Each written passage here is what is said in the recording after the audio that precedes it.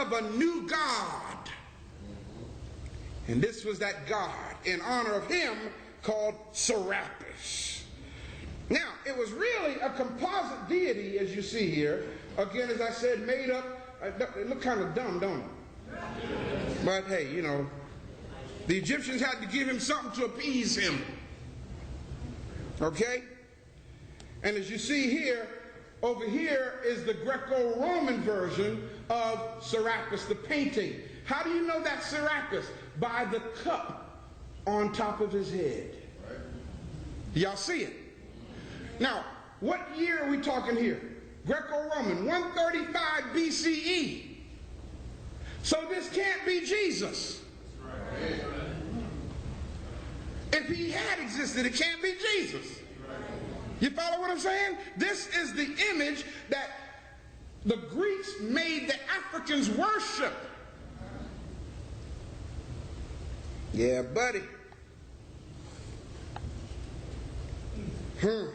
In fact, to show you how deep this goes, there was a correspondence from Emperor Hadrian referring to the Alexandrian worshipers. Where's Alexandria?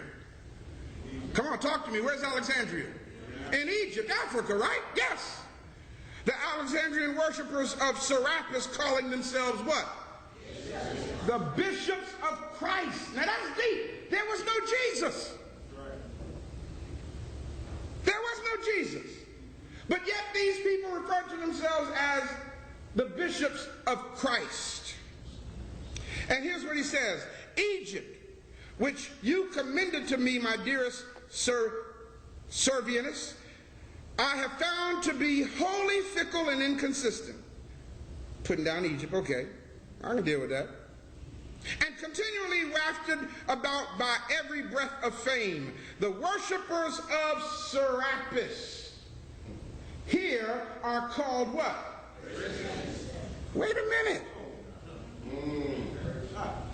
The worshippers of Serapis are called Christians.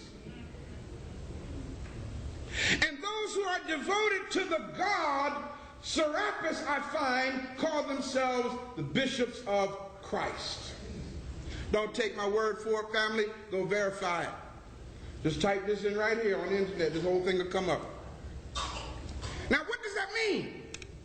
That means, brothers and sisters, that in Africa, this image of Serapis that goes all the way back to 350 BCE had become the object of worship. Y'all following me? This was by command. Arius. Everybody say a brother called Arius. A brother called Arius. He had a problem with it. And he made some noise about it. They say this, and I wonder how true it is. The only thing necessary for falsehood or evil to triumph is for good men or women to remain silent. Follow what I'm saying? Falsehood was on the loose. A black man named Arius from Libya came forth and said, enough is enough. He began to explain to them, and you all see what years he lived here, 256 to 336 AD. So guess what? We're talking about the time of the Council of Nicea, 325 AD. Needless to say, you see, he died 11 years later. Okay? And I wonder, did he die or was he killed? Arius, yeah, buddy. Arius lived at a time when the church was divided because of the Christological dispute which he was instrumental in starting.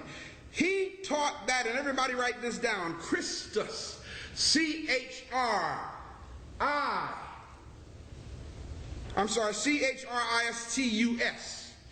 Christus. Christus was also the nickname for Serapis. What word do you see there?